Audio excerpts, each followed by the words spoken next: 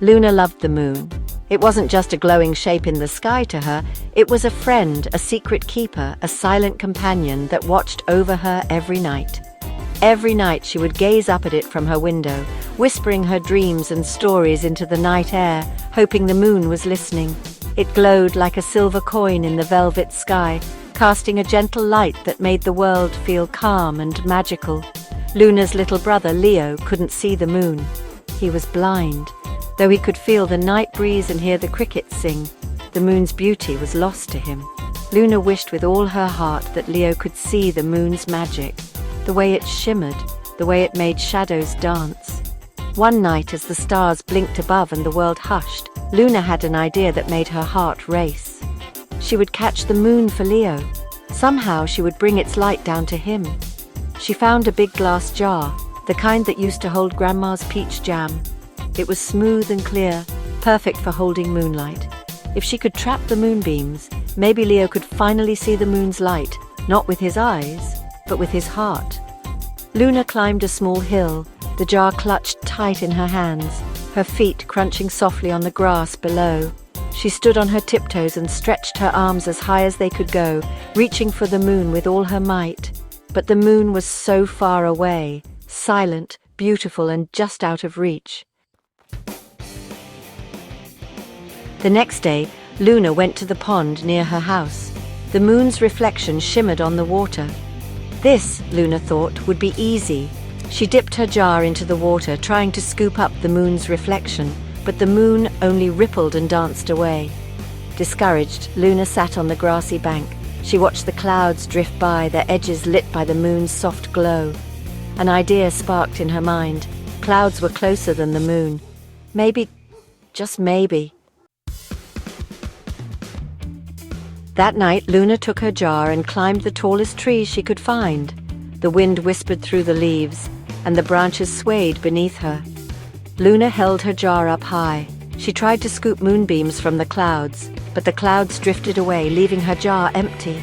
Luna climbed back down, tears welling up in her eyes. She hugged her jar tightly. It seemed impossible. The moon was just too big, too far away to ever fit in her jar. Luna went back to her room feeling, well, kind of defeated. The night air clung to her like a heavy blanket, and the stars above seemed to twinkle with a kind of distant indifference. She sat quietly on her bed, holding the empty jar in her hands. It was just glass and air now, but to her it had held a dream, a hope that she could share something magical with her brother. Leo must feel so left out, she thought, unable to see the moon's beauty. She imagined how lonely it must be to live in a world where the moon was just a word, not a wonder. "What's wrong, Luna?" Leo asked, sensing her sadness. His voice was soft, but it carried the weight of concern only a sibling could offer. Luna let out a soft sigh. "I just wanted to do something special," she murmured, her voice barely louder than the wind. "I wanted to catch the moon for you," she said, "so you could see how beautiful it is." Leo smiled gently, his eyes reflecting the silver light above. "But Luna," he said, "I already see the moon.